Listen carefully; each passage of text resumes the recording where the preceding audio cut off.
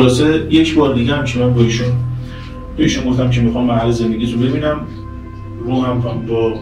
روحم پرواز کرد، با ایشون رفتیم به محل زندگیشون. یه جایی بود تقریبا سردسیر، جایی خوش و سردسیر، یه رود خیلی باریکی هم اونجا روان بود و ایشون مثلا تو محلشون قدم میزدیم. موجودات عجیب غریب من زیاد دیدم اونجا که میگفت ما اینجا خیلی موجودات عجیب غریبی داریم که شما از درکش عاجزی، چون تا حالا ندیدی اصلا. خب ایشون تقریبا ظاهرش مثل انسان بود ولی زشت‌تر، بعد کوتاه‌تر. حالا اونجا انواع اقسام، کوتاه، بلند، ریز، درشت، حتی بعضیشون به صورت یه توپ گرد بودن و هوا می‌چرخید. بعد که داشتیم از محله اینا بازدید می‌کردیم، یهو دیدم که ایشون من داره میبره به یه جایی که ما رو گیر بندازه. یعنی من وقتی سلام بلند کردم دیدم دم زندانشونم و یه زندانبان خیلی قد بلند از طایفه دیو بود اونجا وایساده بود. من دیدم، ترسیدم، فهمیدم که اینا بخوان ما رو زندانی بکنن. همون لحظه از اونجا فرار کردم. البته این فرار منم باز به فضل خدا بود، وگرنه اونجا شاید گیر میافتادم. کسانی که با اینها میخوان خودشون میرن دنبال آشنایی با اینا، این برای سرشون میاد. اینا رو میبرن تو عالم امکان، روحشون رو میبرن تو محل خودشون، توی زندان اینا رو روحشون رو گیر میندازن و این روح اگه ضعیف باشه نمیتونه برگرده و اونجا میمونه و طرف بعد از یه مدت توی این دنیا بیدار نمیشه، روحش به تنش برنمیگرده، خود به خود میره تو کما، بعد از سر گرسنگی و طولانی شدن خواب و یواش یواش میمیره. حالا دیگه اونجا روحش تسخیر اوناست. این خیلی چیز وحشتناکه. این چیزی که من متوجه شدم از درگیری با اینها خیلی میتونه خطرناک بشه برای کسایی که خودشون میرن. ما به صورت کاملا ناخواسته خودمون با اینا یعنی مثلا درگیر شدیم، به فضل خدا نجات پیدا کردیم. تا گذشت دیگه ایشون ما چون قبولش نکردیم دیگه رسما به دشمنی با ما پرداختن. تقریبا دیگه هر جایی من میرفتم داستان داشتیم با همه اطرافیان، چون اینا رو ذهن مردم سوار بودن و رو ذهن اطرافیان سوار بودن و با همین اطرافیان به من حمله می‌کردن و طبق روایات مؤمنین واقعی به توسط اطرافیانشون از مثلا جانب شیاطین آسیب می‌بینن، آزار می‌بینن، چون شیطان وقتی رو خود من نمی‌تونه بیاد میره رو ذهن خانواده‌ام یه جور دیگه درگیری درست می‌کنن. این چیزی که من باید به شما میگفتم این بود. تا ما اومدیم دیگه شروع کردیم به ترک گناه و فهمیدیم که چقدر ترک گناه ممکنه که اینا رو از ما دور بکنه و چقدر ما آسیب پذیریم با همین گناه‌های زبونی کوچیک، با همین فحشای کنجه، با همین غیبت‌ها و همین تهمت‌ها. شما نمیخواد گناه‌های مثلا شق القمری انجام بدی، اصلا اونجوری باشه که اصلا شیطان دنبال شما نمیاد. یه مسئله دیگه هم هست که من متوجه شدم اینا سراغ هر کسی هم نمیرن. یعنی ممکنه حالا این ویدیویی که ما الان داریم پخش میکنیم برای همین تصویرها مشخص نیست. یکی از عواملش این که من نمیخواستم ریا باشه ولی حقیقتی است. شیاطین به سراغ کسایی میرن که ارزش داشته باشن. یعنی مثلا اونی که خورده، اون دیگه خورده رفته دیگه، اون آدم ارزشی نداره، ولش میکنه، خودش داره راهشو میره. ولی مثلا مایی که سعی میکنیم جلوی شیطان بیستیم، جلوی نفسمون بیستیم، سراغ ما میان. چرا؟ اینها معمولا سراغ مؤمنینی میرن که توانایی طبق اون علم خود ابلیس که میدونه چی کار است، اینا توانایی دارن به جایی خیلی بالا از معنویت برسن ولی همچنان جایی پایین دارن میشن بین خدا و شیطان. معمولا اینجور آدما آسیب میبینن.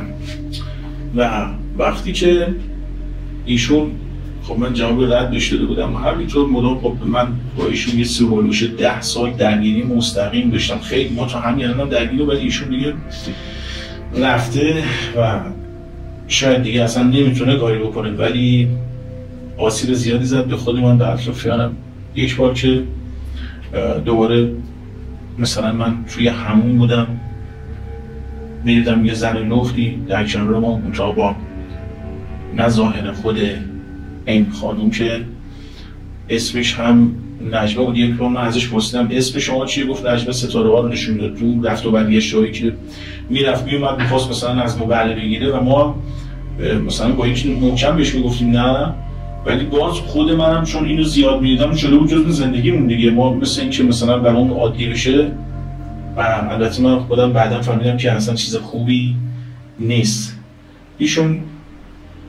من ایشون رو تو بیداری تو بازار میدیدم یه زنی میاد از کنار رد میشه، سلام میکرد، میخندیم، میدم به این مثلا این بنده شیطان کلا وقت دیگه نمیشه به اینو میگه بنده خدا.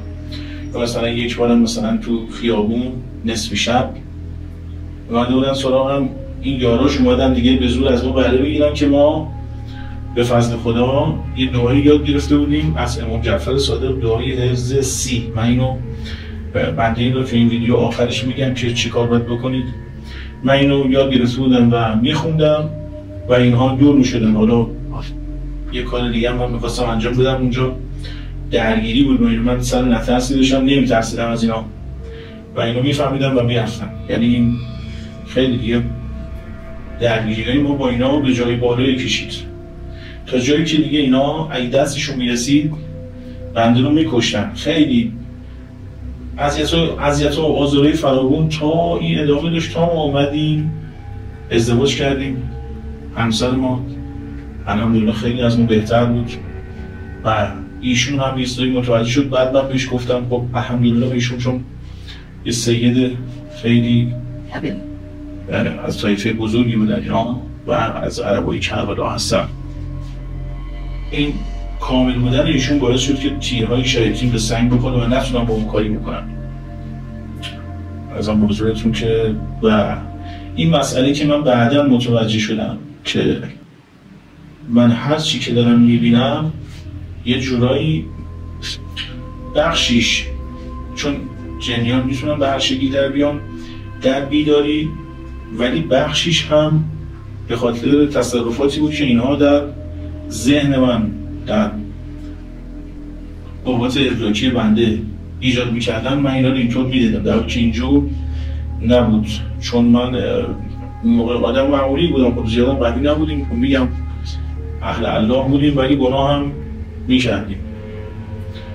و بنده بعدا متوجه شدم که این چیزی که ما هستیم، مثلا این مرتبه‌ای که داریم تو ادراک ما از این موجودات خیلی تاثیر داره. مراتب انسانی چطوره؟ اولین مرتبه خیاله. یعنی چی؟ دنیا، هر کی که دنبال دنیا باشه ببین میگن خیال، مرتبه خیال، یعنی طرف دنبال خونه است، ماشینه و در نهایت هیچ چیزی بعد از مرگش قائل نیست برای خودش، تو ذهنش هم هیچ جایگاهی نداره براش. پس این میشه این انسان جزء مرحله خیال. اینایی که تو مرحله خیالن و اینا رو شیطان نمیبینتشون به فضل خدا، یا اصلا براشون کاری بخواد بزنه اینا رو نابود میکنه. بعد از مرحله خیال طرف یه ذره میاد بالاتر، طرف که مثلا تو کلا دنبال دنیاست، دنیا خیال میشه دیگه. اینا که دنبال دنیا میشن مرحله خیال.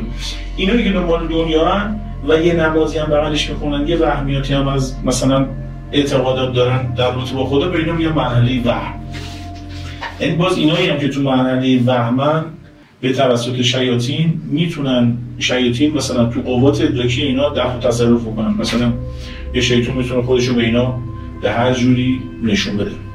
بالاتر از مرحله وهم که یک مقدار با ترکیب گناه همراه میشه، مرحله عقلی. شما وقتی به مرحله عقل برسید دیگه اینا نمیتونن خودشونو به شما یه جور دیگه نشون بدن در خیال شما، مگر اینکه خودشو به یه ظاهر دیگه‌ای بخواد در بیاره که این توانایی و اینها دارن موجودات فوق‌العاده باهوشی هم هستن. که حالا مثلا بعد از مرحله عقل مرحله قلب که دیگه ایمان به دل شما وارد شده و اینا دیگه کاری نمیتونن بکنن. بعد از مرحله قلب هم که حالا نور، بعد از اون گوش، بعد از اون چشم و بعد از اون بندگی، یعنی 7 مرحله که انسان میره تا به جاهای بالا برسه. من این خواستم این ترتیب بندی رو بگم که دوستان بدونن که چطور میشه ما آسیب ببینیم، چون اکثر اینایی که دارن آسیب میبینن تو مراحل پایین ارزش‌های انسانی طبقه بندی میشن و اکثرا اینایی که آسیب میبینن مثلا طرف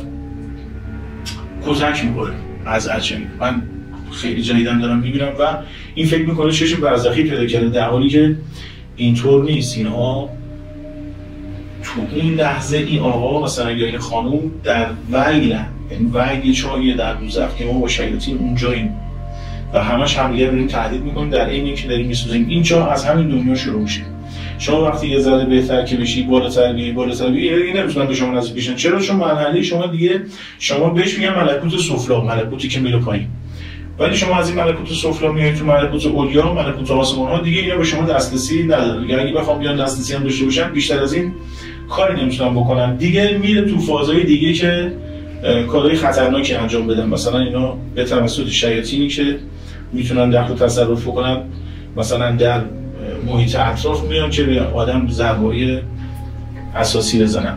ما بعد از این درگیری‌هایی که با این خانم شیطان داشتیم، دشمنی ما اگه جایی دیگه کامل عیان شد. من یک بار به خودم گفتم که البته ما درگیر بودیم با اطرافیان، ولی من همچنان حس نمی‌کردم که حتما از جانب ایشونه، ولی میدونستم چند تا جنی که با ایشون میومدن اینا سعی داشتن که مثلا به من مثلا ما رو تهدید بکنن و آسیب بزنن. یک دفعه من اینم یادم رفت تعریف بکنم براتون که من به خودم گفتم که خب فلان تو زن میخوای، شهوت داری، پولم نداری، خب اینم که اومده عاشقته، کافرم هست، چون معلوم بود دیگه. من به خودم گفتم که ما بهش میگم مسلمان میشه، بعد من قبولش میکنم.